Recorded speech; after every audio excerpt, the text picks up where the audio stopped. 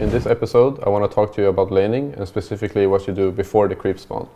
So you have 90 seconds until the creep spawn, and even after the creep spawn, you have like another 30 seconds until they meet in the lane. So there's basically 2 minutes of dead time. A lot of people just kind of stand AFK or wait for the game to spawn, especially in like public games. People don't really bother too much with doing anything. But I think it's still important for me to show you a few things that you can do.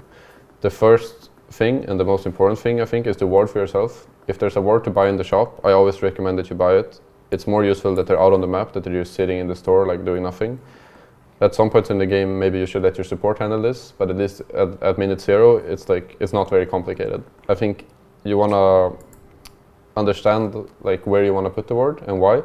In this game, I know that I'm going to be laning against Arc Warden and I'm going to be laning against a Sand King. And I think the idea we had was probably to try lane safe lane a little bit. My Nix told me that he wanted to like gank these heroes top. I think Wisp Legion is a very strong lane, so he thought like maybe we can kill them and we'll pull ahead. Because of that, I also bought boots. I know that I want to pull waves, and because I have boots, I know that if I have vision of their courier, I can run around and kill their couriers, which means that they're out of region. So that's like half of the reason I put this ward. The other half is I want to see when the support is pulling. If I can see when the support is pulling, I can run over and stop it. It's very hard for me to fight 2v1, so I know like if they pull, it's really bad. But if I can pull, it's really good. So even before the creeps have spawned, I know we're not fighting any bounty runes because my heroes are going top. So in some games, if you look at their heroes and you look at your heroes, and you can think like, I think we'll really kill them or we're a lot stronger than them. You can tell your supports to come over to you and help you get the bounty runes. But in a game like this, I know I'm a lot weaker than them. So I'm gonna like poke a little bit, but I see, or like he saw the Sand King coming and I see the Arc Warden. Because I know Sand King is not here, I go for this rune. Unfortunately, I don't get it. But it's like, the mindset is important to understand that I don't want to fight them, so instead we take runes top. Another thing you can do specifically with Doom is you can eat a creep right away in order to push the lane in. I know because I'm 2v1, I need to just run there right away as well. It's hard to get into position if they're expecting you to come. So sometimes like if I'm playing Axe and I want to cut waves, you can, even before the creep spawn, you can run like in here and hide. If you want to pull the wave or something, you can also start here. You can hide in the trees somewhere and pull the second wave. Not always that you need to go for bounty runes. Even sometimes I think in some games, not in this one though, you can go for like a level 1 kill. It's very common for us to try and do this when, let's say instead of playing AA, he's playing Oracle, and instead of playing Nyx Assassin, he's playing Earth Spirit. We could maybe kill this Arc Warden in level 1. I can tell my team like, I'm gonna go back all the way to bounty runes. I can tell my team like, I'll take only this rune and I'll go back and block my wave a lot. Our waves will meet like over here and we can get an easy first blood. And then after that he can just TP back to his lane and the game continues as normal. Some of the most important things to think about is where you're gonna be laning and who you're gonna be laning against. In some games you should expect that the enemy will have a lot stronger of a lane than you, and that maybe your team will try and safe lane, or maybe my support will rotate out very early. It can be good to understand like if you want to buy boots and what you want to be doing. If you want to be fighting for bounties, I think it's the second thing. I think you should think about that, like even when you're all the way over here, you want to think like, do I want to fight the bounty rune? Do I just want to try and take this rune? Sometimes even you can try and sneak a rune. Like sometimes I hide all the way, I just go into these trees, and then at the last second you walk in from behind and try and take a rune, because they don't expect it. The third thing I think that's important to think about is if you're going to get killed level 1 or not. A lot of games, the enemy team can start with 2 supports here and try and zone you from the wave, or they try and kill you level 1.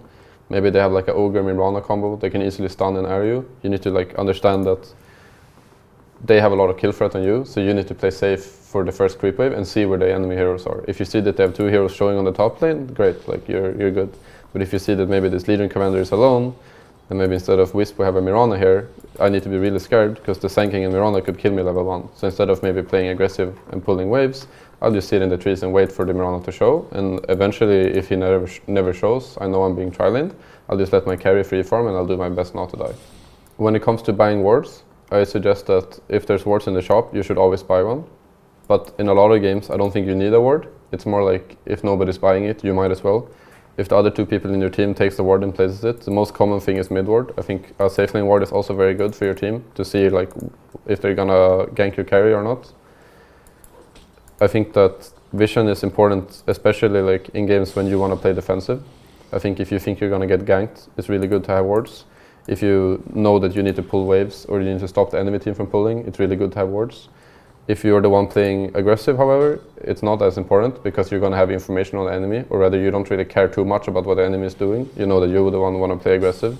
I think then it's better to save the wards and maybe just put it on the rune, or you can save it and know that when I want to push the tower, I'll put a ward behind, like, because then we're going to push the tower and then I want to see if they're defending with more heroes. In this game we have 2 wards even for my safe lane, because this Nyx knows he wants to leave me alone at times, and I know that it's very easy for me to die to Sanking and Orc Warden. So I have 1 ward from behind that can see if they're coming in with Sanking. We can see if Nature's Prophet is tipping in. This hero is very good at ganking in the early game. I also have a ward over here from the minute 0 that lets me see if he's pulling, if he's running away. I can tell my mid hero like Sanking is coming mid. Right now we see him on the ward, like he's picking up this bounty rune and he's running mid. So even though the ward is on my lane, I know that because we are weak, it's easy for them to rotate. So by having this ward, I can tell my mid laner to play really safe, or he can see it himself, and we can defend this tower. In this case, he ends up not dying, and we almost get a kill in the natures. But the biggest thing is that we probably managed to defend this tower and get this catapult off the tower. If you lose this tower at 5 minutes, it's it sets up your game to be a lot slower, and it's a lot harder to play the game from that point. I mean, the thing with these wards is basically just wards that they help you a little bit, and it's wards that you don't have anywhere else to place them, so you're just going to place them in order to get a little bit of an edge in the lane. Maybe you will see the carry when he goes back and salves. Maybe you will see that the support is not laning, so you can play extra aggressive. It's basically a ward that doesn't really give any information except for helping you win the lane. It's going to give you a few more last hits. You will know a little bit better if the support is harassing you or not. You will know if somebody's tipping in to gank you. It's like a ward that it's just like a little bonus that you can place. You can place it here. You can place it a little bit further up. If you're playing Enigma, for example, it's a very good ward to have somewhere here, and you can cut on all the trees. Also, something to think about when you ward is that if you can cut trees, you can place it in better positions. But I would still recommend that most of the wards you place is on the side that can see the pull camps, and that you can see the couriers for your position 4. These 2 I think are the most impactful wards. Placing it here in the middle of the lane is good sometimes, but usually it's just for last hitting and pressuring a little bit more.